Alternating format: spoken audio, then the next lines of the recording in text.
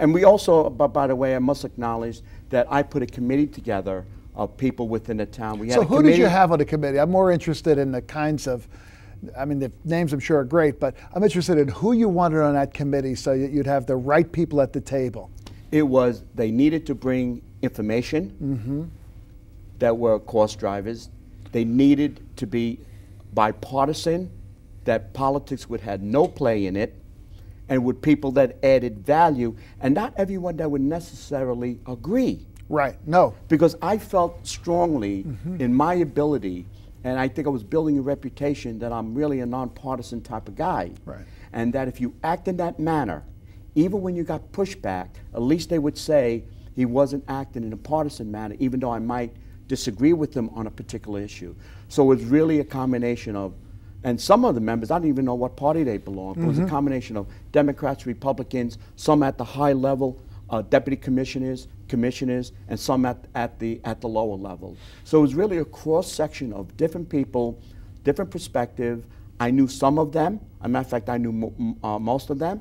I knew their background. Some people were recommended to me, and this is another thing that the supervisor and I agreed on, that I would pick the members that would sit on the committee, so I would have, I wouldn't say control, but certainly put myself in the best position so we can be successful. It's successful. Okay, so you saved over $8 million. $8.5 million. How did you do that? What were some of the changes? Very specifically, we passed a capital projects via resolution. So I looked at all the capital projects, and I said, we can do better. I examined each and every capital project. I had a meeting with every commissioner and deputy commissioner of each of the capital projects. We spent time. We understood what they were asking for. We understood what were some of the requests safety oriented. Was it something I absolutely needed? Was it something was nice to have? After doing that thorough examination of every single project that was previously approved by the board. By the board, yeah. I came back with the recommendation of, I believe we can cut this $10 million. There was certainly, as would be expected, a dialogue, some pushback. But I must tell you, Pat, we had a very honest and open discussion. I met with every council member, and even when we disagreed, and it was a philosophy question, we never walked away from that room saying, and I believe they said this, that we played games. Right. That we had a perspective, they had a perspective, but we knew we needed to do something. Yeah. Let's try to get to that number. So even though I wanted to cut about a third, because we had about $30 million, I wanted $10 million, we finally negotiated $6 million. Because as you know, Pat, I don't get a vote. And by the way, the $6 million proposal that we finally agreed on was a 7-0 vote in a town board that's actually split. Split, yeah, but you also... So we saved, so we had to have another resolution, and we saved $6 million from the capital projects, 7-0 vote, and we all walked away saying we gave up something, we tried to do the least amount of damage. As a matter of fact, when we had the press release that was done about a week ago, I had a newspaper reporter call me, and she wanted to know, could you please tell me what projects you cut? And I said, what we did was we delayed some, we massaged some, because we wanted to do something that we saved, but didn't have a direct impact, and something that you may not notice. For instance, you may not notice that a new fence was not put up at a certain park. So the newspaper, so I wanted, and so what I told the reporter was, we did this in a way, gave it a lot of thought, that would not be a headline grabber, but would save us money. And so we really thought long and hard about that. And you're right, in this political as well as governmental and economic environment, those decisions need to be made, but unfortunately they're not made often enough. Because everybody looks at it from their very narrow self-interest. So they, somebody with your expertise and your ability to reason with folks, gets everybody to the point where they could see, in the overall scheme of things, we could put this one off, or maybe we really don't need it at all. But some of these other things are more important, and we got to make sure those get done. But that's, that kind of thing doesn't go on enough in government. I give you a lot of credit for that. I agree, and I was very happy about that. Again, were some of those meetings pleasant? No. But I must tell you, and I mean this in a very honest way, under no circumstances where we walked away hating each other or someone thought somebody else was trying to roll or take someone, and that it was done from a negative perspective, that it was done from a positive perspective, that we need to cut, we need to do this, how's the best way to do it, so you can get at least most of what you're looking for, but at the same time, we need to cut here. And so I must say that we spent a lot of time on this.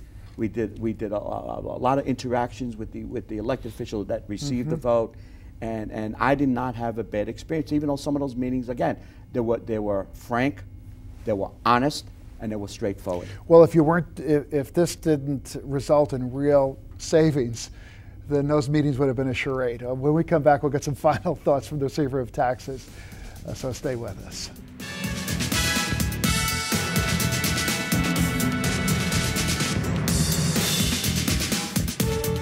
Take a look at this episode's Meet Your Leaders question. What is the name of the highest point in the town of Brookhaven? A, Telescope Hill, B, Bald Hill, C, Independence Hill? The answer when Meet the Leaders returns.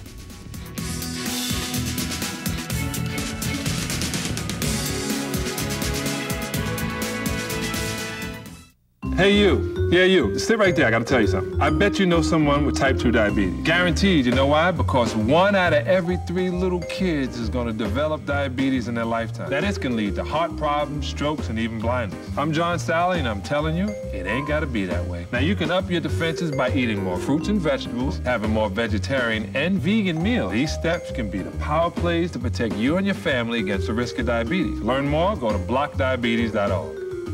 Okay. As a former county executive and lifelong resident, Pat Halpin knows what matters to Long Islanders. His accomplishments in economic development and environmental preservation have shown his commitment to his community. Pat's experience has taken him from Albany to Washington and Mineola to Riverhead, placing him on the forefront of our most important issues.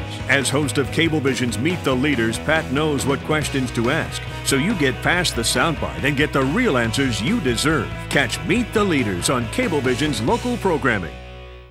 Okay, guys, ready? Here we go. Let's smile and brush our teeth twice a day, every day. Let's smile and floss our teeth once a day, every day. Let's keep that smile a happy place on your face with good nutrition and dental visits. Let's smile.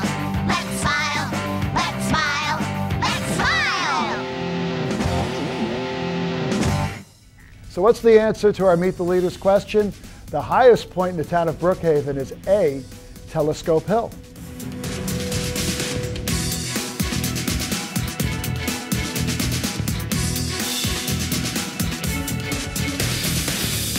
Welcome back to Cablevision's Meet the Leaders. Sitting down with Brookhaven Receiver of Taxes, Lou Marcoccia. Lou, you chaired this committee, efficiency and revenue. You talked about how you're able to reduce capital spending by taking a hard look at the projects that really needed to be done. But there are more areas that you saved money. No question, and it's really doing two things. One, it's cutting expenses where you save money, but also you need to grow and transform. For instance, some of the other cuts that we did, just give you a couple examples. We used to produce a green cassette. We used to produce 180,000 and mail them to every home. 180,000 brochures. 180,000 brochures, and mail them to every single parcel in the town. We made it ultimately green. We placed it online. We produced 10,000 copies, and if you want a copy, you can call up. So we're using the internet, but you also need to transform. Some of the other things you will see happening in Brookhaven Town, if you take a look at when you unleash the technology department, here's what you get. If you take a look at the town board, you see computers on the desk now. Yes. In a couple months, we will have Wi-Fi in the town locations and parks. I'm actually working on a piece of software right now, almost finished negotiating, that will integrate several departments in Brookhaven Town for the permit process. And that will do a few things. One, it will integrate and eliminate duplication of work. Two, it will provide access to our customers, our taxpayers, because it's web-based. Three, it would allow us to interface with other agencies like Suffolk County. Right. Those are the things we need to start doing. I believe that 95% of the information we have in Brookhaven Town should be accessible on the web to our customers, because information is power, and that actually will reduce the number of phone calls that come into the town. So we actually are going through a transformation as it relates to, and in order to implement that transformation, you need a few things. You need leadership from the top, a desire to do it. You need middle management that will lead, and you need staff to come along with you, either voluntarily or they need some push. But we need to do this, and there's no question, Pat, that the difficulty that government will face will be doing more with less in a real way, Yes. in a real way. And we need to use our technology with good management principles, and we can actually do it. So some of those things, so we will have our permit process. It'll be integrated from birth, from cradle to the grave, and we actually need to do that, and we are. So you are seeing visible signs of that, Pat. But you know, in the private sector, you know, you measure these things very carefully because it often means the difference between being competitive and not, staying in business and not. But in government, not enough information gets to the decision makers to be able to document or know that the things that we should be doing are happening almost in real time. You know, those dashboards that businesses have. So how do you take it to the next level where you're looking at this and they say, oh, the highway department says, you know, I need 20 more people to fill potholes. And if you go back and you look, you say, well, the folks you have now really aren't filling as many potholes as, you know, they ought to be able to do. What can we do from a management standpoint, from a training standpoint, from a technology standpoint, you know, to make that job more efficient? Maybe they're not getting the information as to where the potholes are, whatever it is. How do you take this to the next level where you're really looking at the delivery of services? I know that I've always been pushing this for many, many years and really fallen on deaf ears. I think now government doesn't have a choice. Right. I think it's very clear. There's two things we need to do, and I think everyone knows it. We have to cut, and we have to grow with economic development. There's just no question about it. And this is no longer an R or D issue. It's a matter of we need to do this. It is happening. We're not going to get reelected if we don't do it, and we're going to have to do it because it's simply we cannot sustain ourselves. So I think the reality is here, and I just happen to be here at the right time while it's happening. Well, you're the perfect person to be in that job, and I know you wanted to talk about the initiative Accelerate Long Island. We have fallen to the clock, but you've been appointed to that. Well, no, not effort. that. I've been appointed. I've actually written Kevin Law a letter asking him for me to volunteer my time. Good. I'm available because I do believe that there's two things that has to happen. One, we need to cut government, no question about it. Two, we need economic growth. And I'm a practical manager. They put together a steering committee. I'm a strategic, pragmatic. And so they need someone to help, and I'm certainly going to offer, I'm going to be available, offer my services, because I think we need to grow the economy. I think that's clearly what has to happen, and I like to play a small part of that. Well, you would play a big role in making sure that they're focused on the things that will that will enable them to meet the result, to bear fruit. Lou, thanks so much for being here with us. We really appreciate it. It's always good to be here, We'll Pat. have you back again soon. Again, you've heard what we've had to say. Now it's your time to speak your mind. Email us at mtli@cablevision.com. We'll be waiting to hear from you. So thanks for watching Cablevision's Meet the Leaders. I'm Pat Halpin. We will see you next time.